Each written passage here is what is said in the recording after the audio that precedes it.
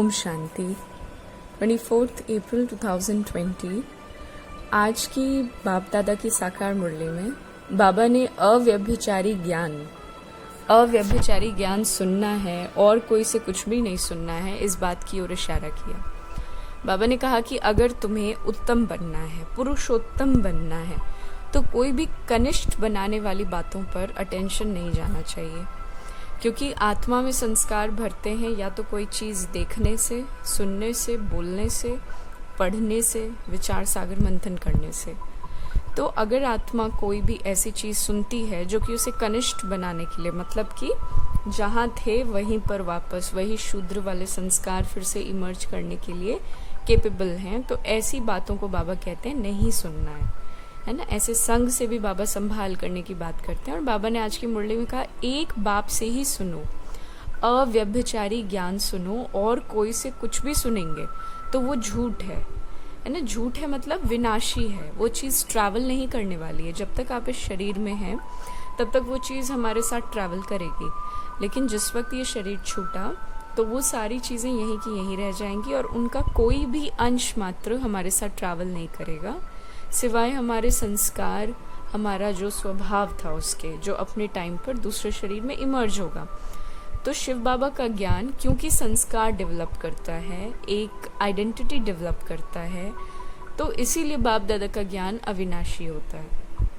और सच इसलिए होता है क्योंकि वो आत्मा, परमात्मा और ड्रामा, जो तीन इटर्नल सच्चाई है, अनादि जो तीन ये बातें हैं, इन तीनों बातों का एक बुनियाद क्रिएट करते हुए ज्ञान सुनाता है। बाबा ने आज बताया कि देवताओं को मोहजीत क्यों कहा। देवताओं को मोहजीत राजा की जो कहानी है, तो वो क्यों कहा गया? क्योंकि वो देही अभिमानी था, सोल कॉन्शियस था। उसमें ये समझ थी कि एक शरीर को छोड़ करके हमने दूसरा शरीर लेना ही लेना है। तो देही अभिमानी होने के कारण ये अंडरस्टैंडिंग थी, जिसकी वजह से मोहजीत का जो टाइटल है वो प्राप्त हुआ। अच्छा, सत्युग में फिर कभी ऐसा नहीं कहा जाएगा कि मूत पलीती कपड़ धोए। एक तो सत्युग की बात बाबा ने बताई कि सत्युग में देवी देवता देही अभिमानी है, जिस कारण उनको मोहजीत कहा जाता है। दूसरी चीज़ जो आज की मुरली में बाबा ने बताई वो ये कि वहाँ पर मूत पलीती कपड़ धोए जैसी चीज़ें होंगी ही नहीं, क्योंकि इस समय सबकी चोली जो है वो सड़ चुकी है, बिल्कुल ख़त्म। अब उसको रिपेयर का भी गुंजाइश नहीं है ना। आत्मा का रिपेयर हो जाए तब जाकर के ही जो ये चोला है, वस्त्र हैं, इसके रिपेयर होने के चांसेस हैं, और वो 100% चांसेस हैं। अच्छा, बाबा ने ये भी आज कहा कि जैसे हम रूहानी पंडे हैं, बाप क्या है? गाइड है, लिबरेटर है। तो बाबा कहता है कि तुम गाइड हो, और बाबा गाइड है और लिबरेटर है, और हम बच्चों को पंडे का टाइटल देता है। मतलब तुम्हें भी दूसरों को इस यात्रा में लेकर आना है। कौन सी यात्रा? वो यात्रा जहाँ पर बाबा समझाता है कि ये जो ड्रामा है बच्चे, ये अनादि बना बनाया है, इसमें कभी कोई वेरिएशन नहीं आ सकता, है ना। अनादि बना बनाया ड्रामा। बाबा की मुरली की बात बाबा ने आज भी कहा कि ये जो ड्रामा है, कोई तुमसे पूछे कि ये ड्रामा कब बना, सब कई लोग पूछते ना, पहले कलयुग आया, पहले सत्युग आया, है ना, मुर्गा आया या अंडा आया वाला जो लॉजिक लोग यूज़ करते हैं, जबकि उन लॉजिक्स की यहाँ रिक्वायरमेंट है ही नहीं। इस नॉलेज में और भी ऐसी कई चीज़ें सोचने वाली, कि ये सोचना कि ड्रामा सबसे पहले क्या, कब बना था, क्या बना था, उससे हमारा कोई संस्कार में वेरिएशन नहीं आएगा। अच्छा, भक्ति मार्ग का जो कुंभ का मेला है, बाबा ने उसकी ओर इशारा किया, और ये भी आज एक स्टेटमेंट है मुरली में, कहावत है, आत्मा परमात्मा अलग रहे बहुकाल, सुंदर मेला तब लगा। तो वो मेला, तो बाबा कहता है वो कुंभ का मेला है, जिसकी यादगार आज है, जो कि संगम पर लगता है ना। संगम जो प्रयागराज में संगम है, तो बाबा कहते हैं कि अभी आत्मा और परमात्मा का संगम होता है, संगम युग पर, और इसीलिए मिलन है आत्मा परमात्मा का, जिसका यादगार भक्ति मार्ग में है।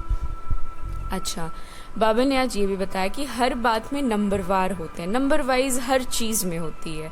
जैसे सपोज कोई डॉक्टर है, कोई तो 10-20 हज़ार एक ऑपरेशन का भी लेते हैं, बाबा ने ये चीज़ समझाई। और किसी के पास खाने के लिए भी ठिकाना नहीं है।